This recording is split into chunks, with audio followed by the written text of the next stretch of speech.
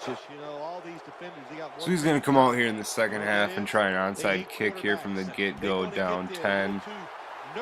AJ's going to go ahead and pick that up after making that nice catch to end the half. Start of the second half, my ball up 10. I'm going to go ahead and come out in jumbo and put in Ben Jarvis, 99 carry, 98 or something. I think he's only lost one carry his entire career. I may be wrong on that. It may be like 2 or 3, but I remember announcers saying that at some point this year or last year.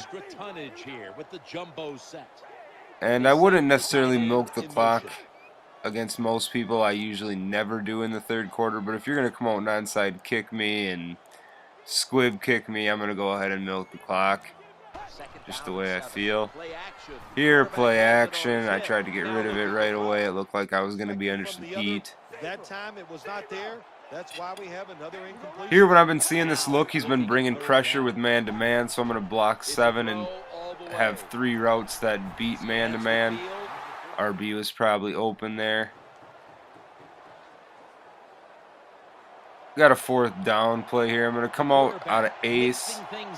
Sanu's route will get open against man. Green's route will get open against man. Gresham, I had Gresham on the out, and I went ahead and hit him against man-to-man. He even got open against Tremont, so to me that just shows the level of effectiveness and of man coverage in this game. I don't like running it unless it's max coverage or max blitz. I'm not going to ever send 3 guys man-to-man. I just don't think that holds up.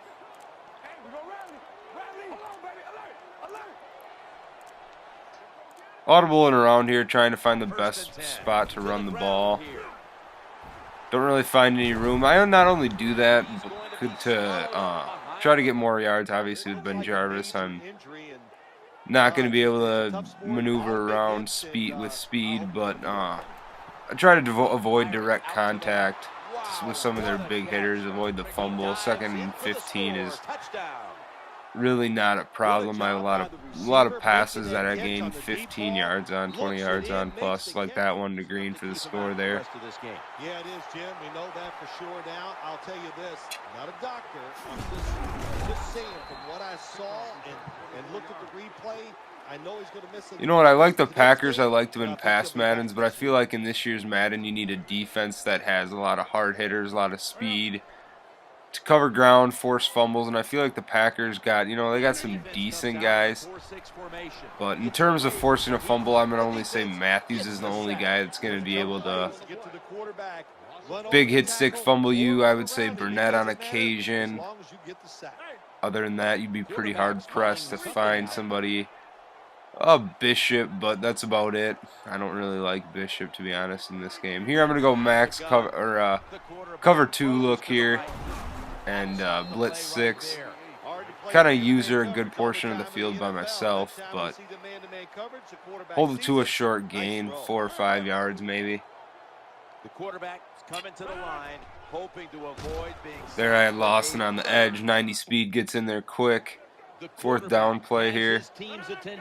Try to sell out here and get a stop.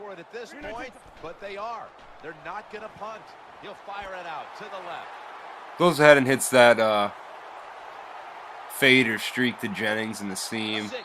Right past my linebacker. Good play. Wasn't able to catch him. But as I was touching on earlier about the Packers only having 1 guy to force fumbles, that's why I think you can't use them. Yeah, you're going to be able to score with them almost every drive, but then again, they have a couple guys on offense that'll lay down. Harris, although he's kind of fast, he fumbles a lot. And with the Bengals, too, I play a lot of max coverage. If I can force you into 9, 10-play drives with Malaluga and Taylor Mays and Lawson and Howard and Mach, I feel like I'm going to get stops. Newman, Nelson. So they have like 8, 9 guys I really like on D. I'm even going to say all 11 I really like on D. Atkins is bar none one of the best D tackles. Whereas the Packers, they almost really have 4 or 5 guys that I can work with that I really like. And they're just meeting man coverage again. Throwing on that fade, I think Gresham has pretty good route running. So that's obviously going to get open man-to-man. Not a lot of people throw their wheel routes early like I do. But I feel like you can get it off in the blitz still, whereas the long developing ones down the field, you're going to need a lot of time. They're mainly effective against max coverage Ds. That was a 4th down. I thought I could hit green on the streak, but if you don't make it, what are you going to do? The Packers come onto the field for their next probably should have threw it a little earlier or waited a little later and lofted it. Moment here for the defense, lined up in the 46 defense. Here I got him running wild. Tries to throw that. That probably would have been picked. I have no idea where he was going with that, but didn't look too promising. Here I'm still going to bring pressure. I'm only up 10. I'm looking to get another turnover and probably put this game out of reach. And their Mach. Not a very good player in real life. Only 56 overall or something like that. But definitely for what I want him to do, he fits what I want to do very, very well. I mean, that guy's job is to rush the quarterback every single play and get there as fast as he can. And that's really what it's all about in my mind, is putting people with the right skill set in the right position. Therefore, giving you a better chance to get stops, giving you a higher percentage to make plays. And here, a man look, I'm going to bring a ton of pressure again. He's going to go up the middle with Cobb, and that was a 4th and 20. And I'm going to go ahead and get a roughing the passer. Kind of a bailout call, something the Packers are getting in real life. I like to bail out blitz on anything over 4th and 16, I would say. Because I don't really think with 6 guys rushing man-to-man across the board, they can complete something 12 yards down the field but make the tackle, keep everything in front of you. Or the pressure will get there, force a bad throw, force a hit as you throw. And they get to him. Use signals. 1st down and 10. Nice stretch play to Bernard. It's important to scrape that block as best as you can.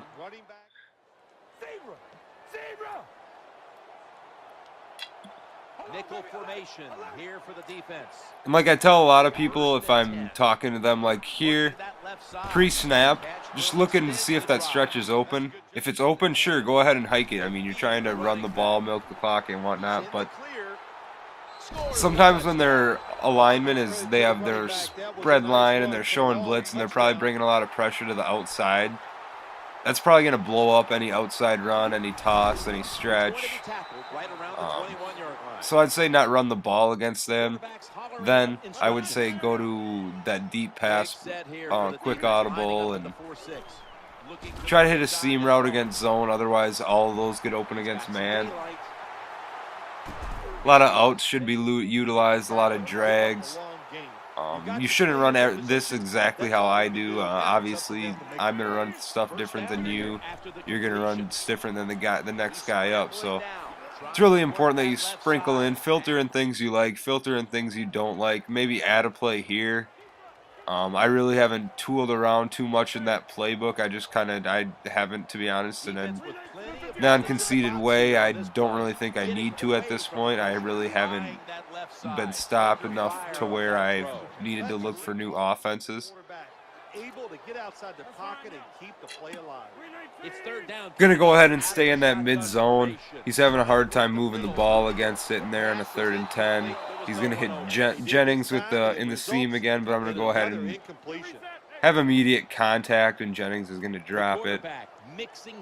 Here's same thing. I'm gonna bail out and blitz again. Have some yellows, have a couple purples, and then me over the top. And he's gonna throw right at Newman. 4th down, that's why I like to go yellows on the outside with the corners. I mean, they're usually going to go to a curl. They're usually going to go to an out. Usually that'll suck up curls and outs. I mean, the deep blue isn't going to do that for you. And if you're going to let the opponent, kind of systematically drive down the field, you're not going to win the game. If you're not mixing it up and keeping them honest, or at least, once in a blue moon, putting that yellow there, even if you don't like to. You got to gamble to get stops in this game. That's the way I feel. Play action fake, looking to throw. Their play action went deep to green. I saw it was one-on-one, and that was pretty unrealistic play there. But I'm going to go ahead and get hit and fumble. I saw it was one-on-one, Shields versus Green. I'm going to take advantage of that, even though he didn't look that open. I feel like I can kind of maneuver and position Green in there where I won't, at least just have the ball picked. At the very worst, I won't have it picked.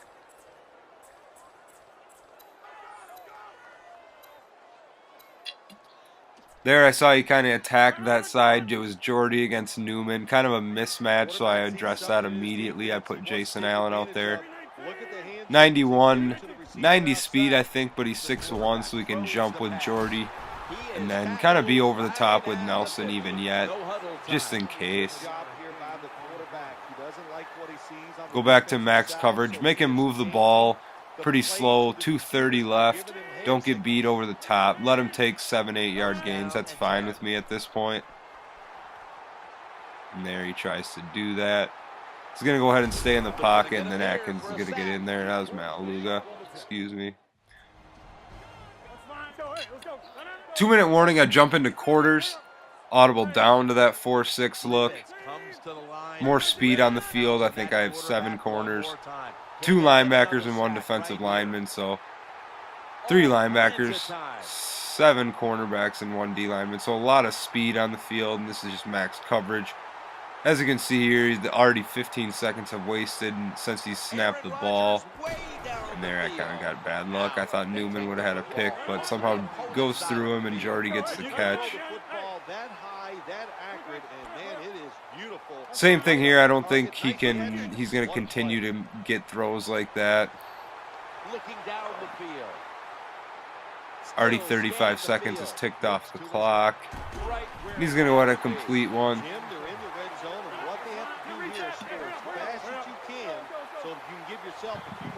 Hurry up offense here. I didn't like the D I was in. I'm going to go ahead and call a timeout, I think, right before he snaps it. Or maybe I won't. I'm going to go ahead and stop him short, and then this play I don't like that D at all, and I really felt like I could get a stop had I been in a D I liked. I didn't really like that personnel I had in for this situation. I wanted to get to that cover 2 out of the 4-6, and I don't have that in my quick audibles for some reason. So here I'm going to call that a couple spies up there for contains, a couple purples with the lineman. I only necessarily need one guy blitzing, if any at all. And they're a pretty good play against max coverage. Makes the spies commit to him, and then go ahead and he playmakers his guy up into the end zone.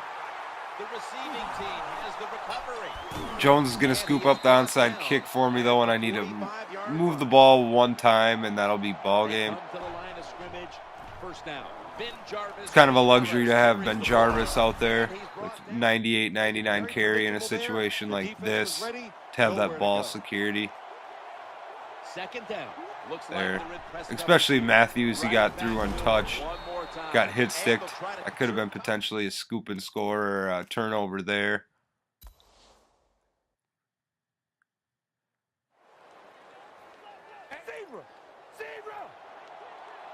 I'm going to stick on the ground. He only has 1 timeout. And my field goal kicker is good from here, Josh Brown. You saw me looking at the depth chart. He had 95 kick power. Wouldn't put him in. But I don't really even want to chance it of even losing this game. I figured I'm going to go for the win right here. I got the right personnel in, and to what he was doing, I wanted Charles in the block. I wanted Gresham in. I wanted Ben Jarvis in for ball security, and he can catch the football. And as you can see there, he played a max coverage man-to-man D, and he leaves nobody on Green Ellis, and I dump it to him. But that's it for this game. Let me know how you like my new videos, the full gameplay, more in-depth analysis, that type of thing. Appreciate you watching.